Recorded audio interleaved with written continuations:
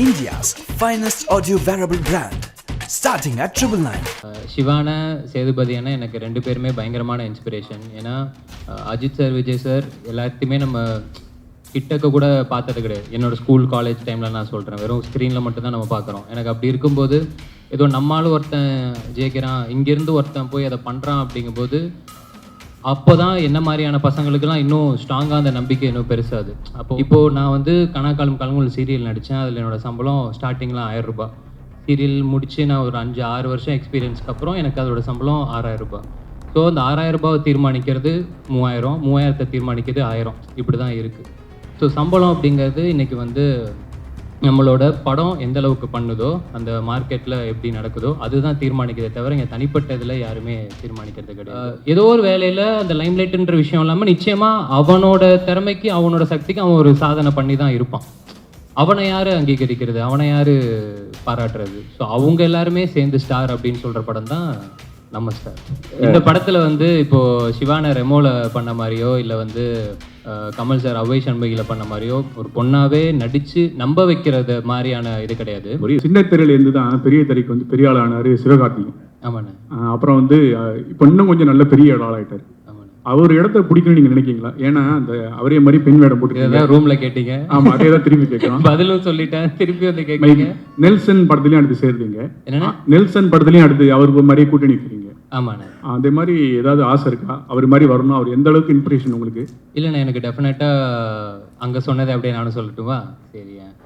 சிவான சேதுபதி அண்ணா எனக்கு ரெண்டு பேருமே பயங்கரமான இன்ஸ்பிரேஷன். ஏன்னா அஜித் சார், விஜய் சார் எல்லாத்தையுமே நம்ம கிட்டக்க கூட பார்த்தது கிடையாது. என்னோடய ஸ்கூல் காலேஜ் டைமில் நான் சொல்கிறேன், வெறும் ஸ்க்ரீனில் மட்டும்தான் நம்ம பார்க்குறோம். எனக்கு அப்படி இருக்கும்போது ஏதோ நம்மளாலும் ஒருத்தன் ஜெயிக்கிறான், இங்கேருந்து ஒருத்தன் போய் அதை பண்ணுறான் அப்படிங்கும்போது அப்போ தான் என்ன மாதிரியான பசங்களுக்கெல்லாம் இன்னும் ஸ்ட்ராங்காக அந்த நம்பிக்கை இன்னும் பெருசாது. அப்போ ஓகே, ஏதோ ஒன்று ட்ரை பண்ணிகிட்டே இருந்தால் சின்சியராக அதை பண்ணிட முடியும் போலையே அப்படின்னு சொல்லிட்டு சிவானன்ட்ட அந்த மாதிரி இருக்குன்னா, இப்போ சேதுவனன்ட்ட அவர் அவ்வளோ ஜூனியர் ஆர்டிஸ்ட்டாக நடித்து, ஆக்சுவலாக அவர் ஜூனியர் ஆர்டிஸ்ட்டோட லிஸ்ட் எடுத்தாலே அவ்வளோ இருக்கும் நம்மளுக்கு. ஸோ அதுவும் நடித்து கன்ஃபார்மாக ஏதோ ஒரு நாள் நடந்துடும் அப்படின்ற அந்த ஒரு ட்ரஸ்ட் இருக்குல்ல, அது ஒரு 1000ல் ஒருத்தருக்கு, 10,000ல் ஒருத்தருக்கு, லட்சத்தில் ஒருத்தருக்கு நடந்தாலுமே அந்த ஒருத்தர் மாதிரி கொடுக்குற நம்பிக்கை தான் என்ன மாதிரி பசங்களுக்கு அது ஒரு பயங்கரமான சீடுன்னு நினைக்கிறேன் நான். ஸோ அந்த இன்ஸ்பிரேஷன் நிச்சயமாக இருக்குது.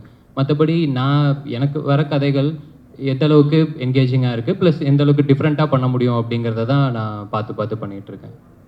கொஸ்டின், அதாவது நீங்கள் வந்து ஸ்டார் இந்த படம் அன்னைக்கு வந்து ஒரே ஹீரோவாக இருந்தார் பிரசாந்த். ஸ்டார்னு படம் வந்தது, அவர் பேரும் காதல் இளவரசன். இன்னைக்கு காதல் இளவரசன்னா எங்கள் கண்களுக்கு நீங்கள் தான் தெரியுறீங்க. அந்த காரணத்துக்காகவே ஸ்டாருங்கிற டைட்டில் தூக்கிட்டீங்களா? அதே மாதிரி ஆனழகன்கிற படத்தில் ஒரு பெண் வேடம் போட்டிருப்பார், ரொம்ப ஃபேமஸ் அந்த படம். ஓகேங்களா?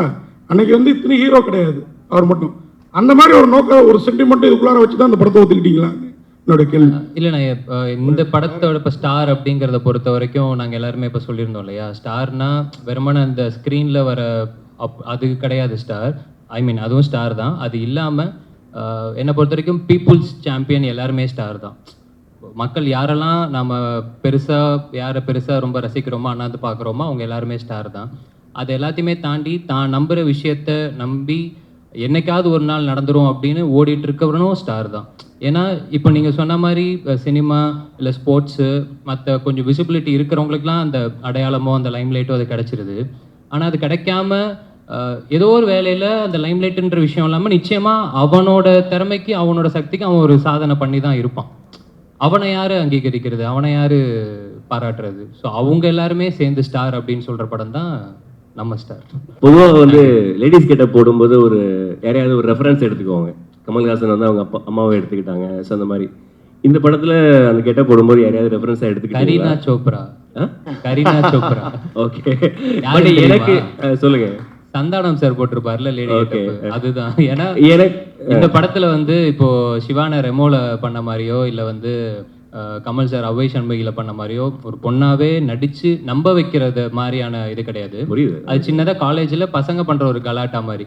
ஸோ எனக்கு என்னன்னா அந்த கலாட்டாவில் பார்க்கும்போது சந்தானம் சார் எக்ஸ்ட்ராடனரியாக அதில் ஒன்று பண்ணியிருப்பார். நிச்சயமாக அதை வந்து இப்போ இதுக்கப்புறம் யாராலுமே பீட் பண்ண முடியுமான்றது தெரியல. அந்த மாதிரி முடிஞ்சால் ஜாலியாக ஒன்று ட்ரை பண்ணலாமே அப்படின்னு அப்படி எடுத்து பண்ணது. அதான் எங்களுக்கு என்ன தோணுச்சுன்னா, ஒரு அந்த கெட்டப்பில் ரொம்ப அழகாக இருக்கிற போர்ஷன்ஸ்லாம் ஐஸ்வர்யா ராஜேஷ் மாதிரியும், கொஞ்சம் சேட்டை பண்ணுற போர்ஷன்ஸ்லாம் அறந்தாங்கி நிஷா மாதிரி இருந்தது. 2 பேரும் சேர்ந்து கலவை மாதிரி இருந்தது. பரவாயில்ல, 3ஆவதா ஒன்று இருந்துச்சு, அது நானும் பார்த்தேன் சோஷியல் மீடியாவில். வாழ்த்துக்கள். உங்களுக்கு எப்படி ஃபீலாக இருந்தது? பெண்களுக்கு வந்து என்னென்ன கஷ்டம் அண்ணா இருக்கு? பயங்கர கஷ்டம்னு. நான் அன்னைக்கு ஸ்டேஜுக்கு வந்ததுமே ஏதோ இவங்களோட கொஞ்சம் விரிவா சொல்லுங்க. அசிஸ்டன்ட் ஒரு அக்கா வருவாங்க, அவங்க எல்லார்ட்டையுமே வந்து நீங்கள்லாம் தெய்வம் அப்படின்ற அளவுக்கு நான் சொல்லிட்டேன். ஏன்னா நிஜமாவே ரொம்ப சங்கடமாக இருந்துச்சு. இப்போ இதுவே எனக்கு தெரிஞ்சு இந்த டிசைன்லாம் இவங்களுக்கு உள்ள குத்துன்னு நினைக்கிறேன்.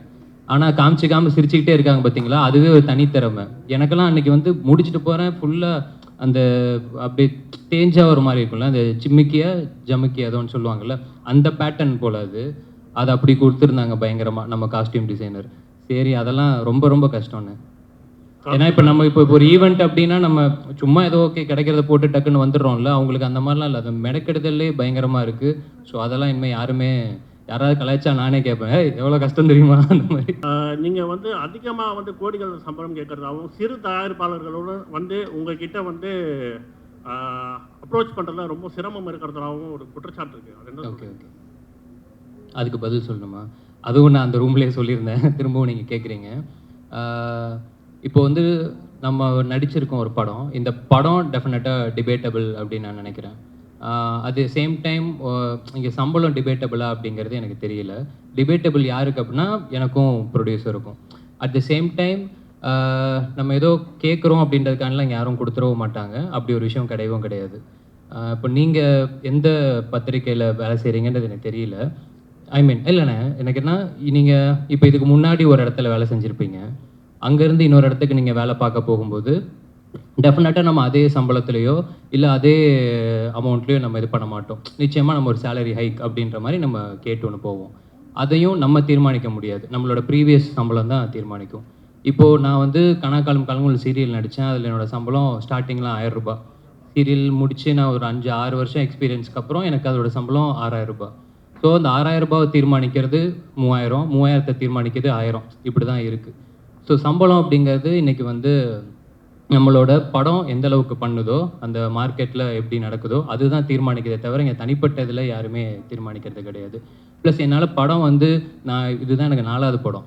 இந்த 4வது படமே வந்து பார்த்தீங்கன்னா இது எனக்கு முடிக்கிறதுக்கு வந்து இப்போது லிட்டரலாக 1 வருஷம் அப்படிங்கிற மாதிரி ஆகியிருக்கு. இந்த காரணங்களுக்காகவே நான் வந்து சில இடங்களில் நோ சொல்லியிருக்கேன். பட் ஆனால் அது நோ சொல்கிறதுக்கான முக்கியமான காரணம் என்னென்னா, யாருமே வெயிட் பண்ண வைக்க வேண்டாம். அவங்க வெயிட் பண்ணுற நேரத்தில் நிச்சயமாக இன்றைக்கி எவ்வளோ பேர் இருக்காங்க, அவங்கள வச்சு கூட பண்ணிட்டு வந்துடலாம். இதெல்லாம் தான் காரணங்கள்.